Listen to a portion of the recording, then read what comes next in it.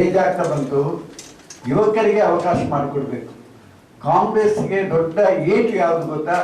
ನಾವು ಏಜ್ ಆದ ಮೇಲೆ ಕೂಡ ನಮಗೆ ರಾಜಕೀಯದ ಸ್ಥಾನಮಾನ ಬೇಕು.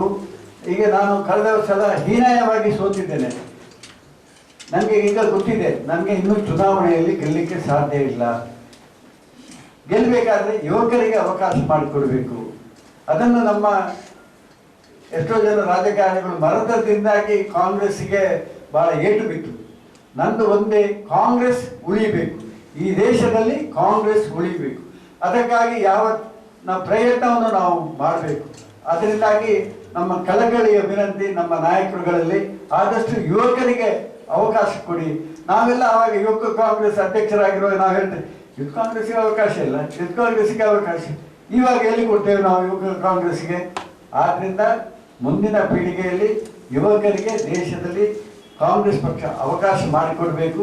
ಆವಾಗ ಮಾತ್ರ ಕಾಂಗ್ರೆಸ್ ಎದ್ದೇಳಲಿಕ್ಕೆ ಸಾಧ್ಯ. ಕಿವಿ ಮಾತು, ಇದೇ ಕಿವಿ ಮಾತು ಹೇಳ್ತಾ ಇದ್ದೇನಲ್ಲ, ಇದೇ ನನ್ನ ಕಿವಿ ಮಾತು, ಎಲ್ರಿಗೂ ಕಿವಿ ಮಾತು. ಆದಷ್ಟು ನಮ್ಮ ನಾಯಕರುಗಳು ಯುವಕರಿಗೆ ಅವಕಾಶ ಕಲ್ಪಿಸಿ ಕೊಡಬೇಕು.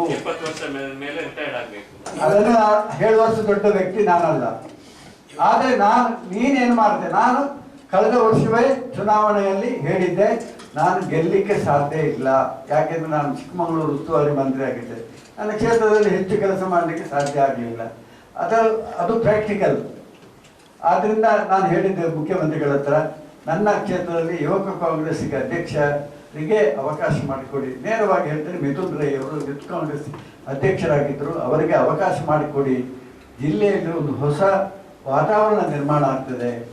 ಜಿಲ್ಲೆಯಲ್ಲಿ ಹೊಸ ವಾತಾವರಣ ಅಂದರೆ ಹೊಸ 18 ವರ್ಷದ ಮತದಾರರಿದ್ದಾರೆ, ಅವರಿಗೆ ಸ್ಫೂರ್ತಿ ಬರ್ತದೆ. ಕಾಂಗ್ರೆಸ್ನಲ್ಲಿ ಎಲ್ಲ ಹಳಬರಿಗೆ ಸೀಟ್ ಕೊಡೋದು ಅಂತ ಎಂಬ ಒಂದು ಭಾವನೆ ಇದೆ. You see how BJP peoples are given youngsters to opportunity. Dakshina Kannada ಜಿಲ್ಲೆಯ ನಿದರ್ಶನ ತಗೊಳ್ಳಿ. ಆದ್ದರಿಂದ ನಾವು ಇವತ್ತು ರಾಜಕೀಯದಲ್ಲಿ ಬದಲಾವಣೆಯನ್ನು ಕಾಣಬೇಕು. ಇವತ್ತು ನಾನಿರ್ಬೋದು, ವಿನಯ್ ಕುಮಾರ್ ಸೊರಕೆ ಇರ್ಬೋದು, ರಮಾನಾಥ್ ರೈ ಅವರು, ನಾವೆಲ್ಲ 35 ವರ್ಷ 40 ವರ್ಷದಲ್ಲಿ MLA ಆಗಿದೆ. ಇವಾಗ 35 ವರ್ಷದಲ್ಲಿ ಅವರಿಗೆ MLA ಆಗಲಿಕ್ಕೆ ಎಲ್ಲಿ ಅವಕಾಶ ಇದೆ? ನಾವು ಯಾರು ಬಿಟ್ಟುಕೊಡೋದಿಲ್ಲ. ಅದಕ್ಕೆ ಪ್ರಾಕ್ಟಿಕಲ್ ಆಗಿ ನಾನು ಸುರುವಿಗೆ ಬಿಟ್ಟುಕೊಟ್ಟು, ನಾನು ಬಿಟ್ಟುಕೊಡೋದಂದ್ರೆ ನಾನು ಸೋಲ್ತೇನೆ ಅಲ್ಲ, ನಾನು ಗೆಲ್ಲುವುದಿಲ್ಲ, ನಾನು ಗೆಲ್ಲಲಿಕ್ಕೆ ಸಾಧ್ಯ ಇಲ್ಲ. ಅದನ್ನು ಮನಗಂಡು ಯುವಕರಿಗೆ ಅವಕಾಶ ಕೊಡಿ ಅಂತ ನಾನು ಕಾಂಗ್ರೆಸ್ ಪಕ್ಷದ ನಾಯಕರಲ್ಲಿ ಕೇಳ್ಕೊಳ್ತೀನಿ.